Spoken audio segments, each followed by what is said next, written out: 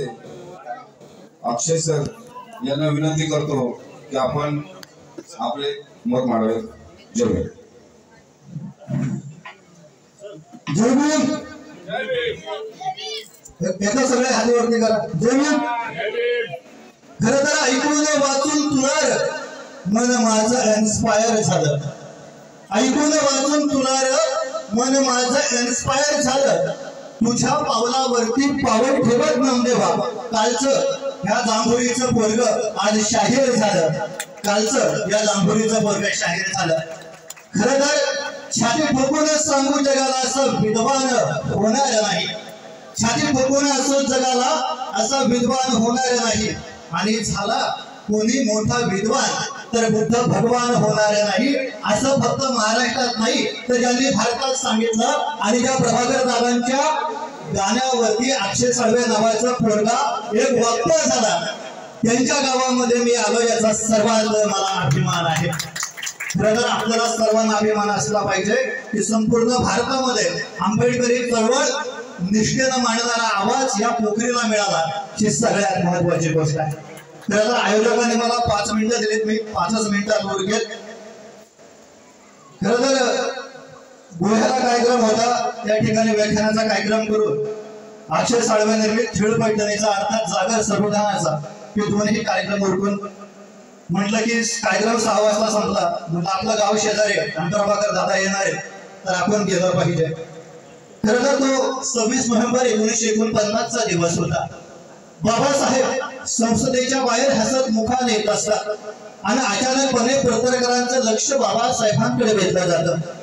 पत्रकार पळत पळत बाबासाहेबांकडे येतात आणि बाबासाहेबांना प्रश्न करतात की बाबासाहेब आज तुम्ही हसताय, आज तुम्ही आनंदी दिसताय. या आनंदामागचं कारण आम्हाला कळू शकेल काय? त्यावेळेस हसत मुखानं बाबासाहेब म्हणतात, अरे कालपर्यंतचा राजा इथल्या राजमतीच्या पोटी जन्म घ्यायचा, पण इथून पुढचा राजा मतपेटी मधून जन्म घेईल. राजा मतपेटी मधून जन्माला आणण्याचं काम कोणी केलं तर ते बाबासाहेबांनी केलं. म्हणजे इथं कोणीतरी येईल आणि म्हणेल की मी तुम्हाला सरपंच केलं, मी तुम्हाला सदस्य केलं. खरं तर वामनदादा कर्डक खूप सुंदर शब्दात म्हणतात हो की तुझीच कमाई आहे का भीमाई, कुणाचेच काही इथे कष्ट नाही. याचाच अर्थ दादा आम्ही सरपंच झालो, जिल्हा परिषदेला निवडून आलो, पंचायत समितीला निवडून आलो, आमदार झालो, खासदार झालो, मंत्री झालो, मुख्यमंत्री झालो, या भारताचा राष्ट्रपती आणि पंतप्रधान सुद्धा झालो. ही पुण्याई कोणाची तर ही पुण्याई डॉक्टर बाबासाहेब आंबेडकरांची आहे. हे तुम्हाला मला माहित असलं पाहिजे. खरं तर मला आता 3 मिनिटं राहिले. 3 मिनिटात मी 5 मुद्दे कसे कौतुक करायचं बघतो, कारण 1 तासाची मला सवय. खरं तर बाबासाहेबांकडून आपण काय शिकलं पाहिजे.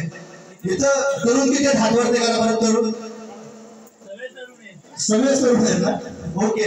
बघा बाबासाहेबांनी काय केलं हे सांगण्यापेक्षा आपण बाबासाहेबांसाठी काय करतो हे महत्वाचं.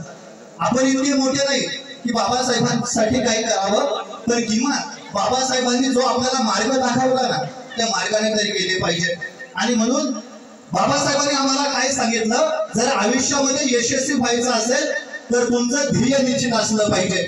बघा ना बाबासाहेबांची 10वी पूर्ण झाली आणि बाबासाहेबांना एकाने विचारलं की बाबा रे तू पुढे जाऊन काय होणार. 10वीचं पोरगा काय सांगतंय की जो माझा समाज आज दलदलीत गुंतलाय त्या समाजाला टाय कोटामध्ये मी आणणार. कोण सांगतंय? बाबासाहेब 10वीचं पोरगा. म्हणजे तुमच्या पोरांना आताच सांगा की तुला पुढे जाऊन काय व्हायचंय. दुर्दैव आमचं 50 वर्ष साहेब पोरं होतात पण त्यांना हे कळत नाही आपल्याला काय करायचंय. दुसरा मुद्दा की टाइम मॅनेजमेंट. बाबासाहेबांकडे किती मंत्रिपदं होती? 13 मंत्रिपदं होती. जलविद्युतचं बाबासाहेबांकडे मंत्री, कामगार पद बाबासाहेबांकडे, संविधानाचं काम बाबासाहेबांकडे, महिलांसाठीचे जे कायदे ते बाबासाहेबांकडे. एवढा सगळ्या कामांचं नियोजन बाबासाहेबांनी केलं. त्याच्यासोबत बाबासाहेबांनी कामगारांसाठी, शेतकऱ्यांसाठी चळवळी सुद्धा, आंदोलन सुद्धा केली. हे महत्वाचं आहे. तिसरी गोष्ट बाबासाहेबांकडून काय शिकायची तर पर्सनॅलिटी डेव्हलपमेंट. जगाच्या पाठीवरती तुम्हाला मोठं व्हायचं असेल तर बाबासाहेब म्हणतात की जगाची ज्ञानभाषा इंग्लिश आहे.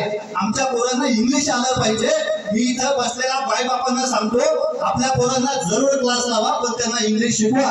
कारण MA झालेला पोरगा साहेब ज्यावेळेस कंपनीत जातं पगार किती भेटतो? 14-15. तेच त्या पोराला इंग्लिश चांगलं येऊ द्या, 35 ते 40 हजार रुपये पेमेंट आहे का? तर फॉरेनचे लोक येतात, त्यांचा जर फक्त रिसेप्शनला बसलं, काय तुमचं काम आहे, कोणती फायले, तरी 35 ते 40 हजार रुपये भेटतात. मग काय हरकत आहे आपल्या पोरांसाठी 2-4 हजार रुपये घालवायला? पुढचा मुद्दा की छत्रपती शिवराय म्हणतात, शेवटचा मुद्दा जातो आणि मी बंद करणार आहे. मला जाणीव आहे की अर्धा तास संपवायचं की छोटस का असेल स्वतःच काय असलं पाहिजे, राज्य असलं पाहिजे. कोण म्हणतोय? छत्रपती शिवाजी महाराज. काय म्हणताय? अरे छोटस का असेल ना स्वतःच स्वराज्य असलं पाहिजे. संतोष देठे नावाचा आमचा एक सहकारी मित्र आहे तिरपाडचा, काल परवा मला भेटला. म्हटलं काय करतो रे? म्हणतो मी प्राध्यापक झालो. अरे म्हटलं मी पण होतो प्राध्यापक. म्हणलं पगार किती रे? म्हणतो काय पगाराचं नको विचार, संस्थे